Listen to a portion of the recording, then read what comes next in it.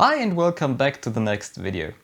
As promised, in today's video we are talking about the camera I just bought a few days ago.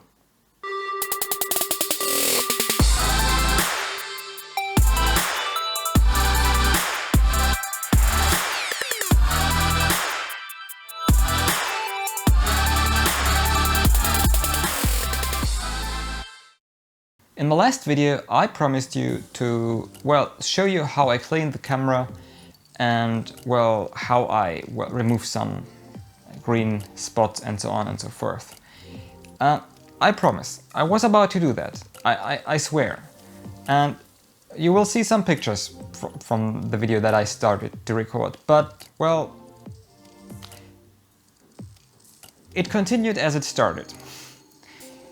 It started as a mess. The film didn't turn, it turned out as I'd expected it to turn out, but the whole thing started as a mess and it continued as a mess.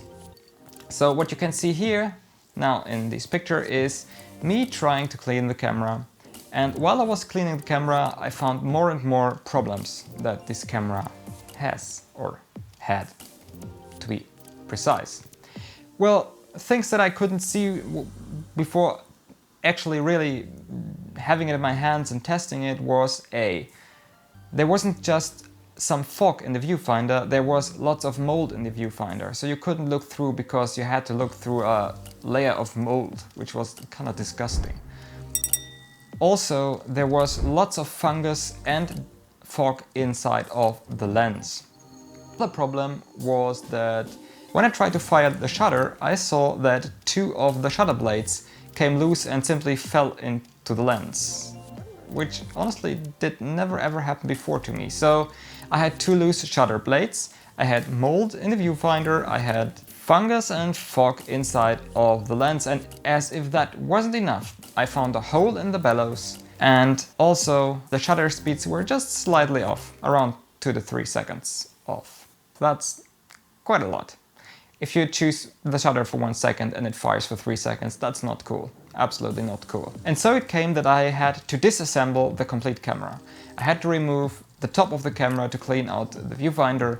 I had to disassemble the complete lens to repair the shutter blades, to clean it from the fungus, which I could luckily do.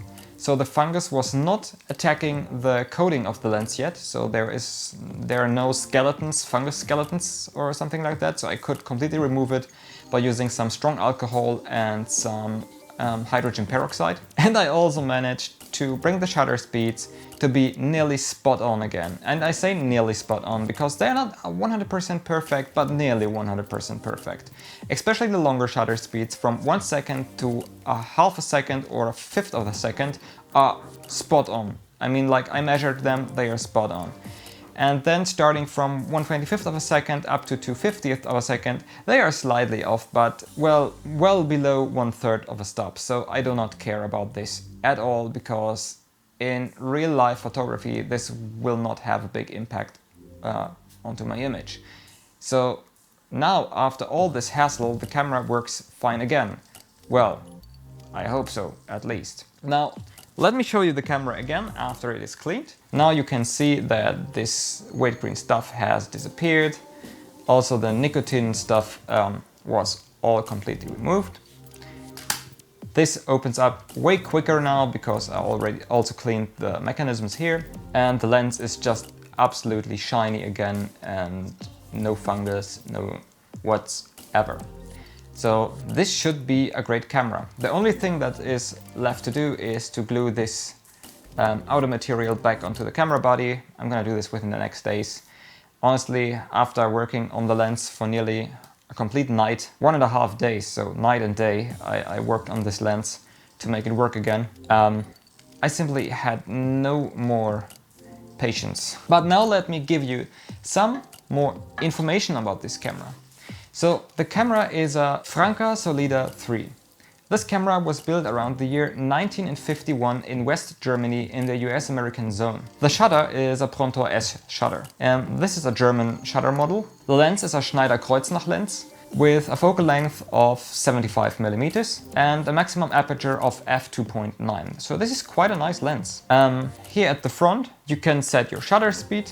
here on the dial. You can set your aperture like here on the side of the camera. Here we go, with this little handle here. And here you simply load the shutter, and obviously here you trigger it. So it's very simple to use. It's a standard foldable camera, works like most of the foldable cameras. Here you estimate the distance to the subject, since through the viewfinder you just see like a rough guesstimation about what your image could look like. You can't see like depth of field or something like this, because there is no mirror or actual glass viewfinder in this camera. It's just a very, very basic viewfinder. You just look through a hole basically, okay, to guesstimate the image area. Yes, so that's, I think, the most important things about the camera. On the back side you have the standard red glass where you can see the numbers of your film, and you close the camera by simply giving it a nice little push here into the holding mechanism and then simply close it again. I haven't tested the camera yet, given the fact that there were pictures on the film that I sent over for development. I hope that also I will be able to produce some nice pictures with this camera. In the next video I will put in some black and white film into this camera and I'm gonna test it. I'm not sure what to take pictures of, since usually I'm a portrait photographer, but this is not really a portrait camera, since yeah, I can only estimate the difference to my subject and so on. I can try it, but I'm not quite sure yet what I'm gonna take pictures of. Nonetheless, there will be a video where I will use this camera to take some nice pictures, and then you will see, of course, all results. May they good or bad, I'm gonna show you all results. Yes, so if you have any questions about this camera, about how to use the camera, if you want to have a deeper review of the camera, let me know. I'm absolutely willing to create a video. Just write it down in the comments and, well, it will happen. So I hope you kind of enjoyed the video and the update about the camera I just got. I'm looking forward for the next video where I'm gonna test out the camera, and I hope you enjoyed it. Don't forget to subscribe. Yeah, see you in the next video. Thanks for watching. Goodbye.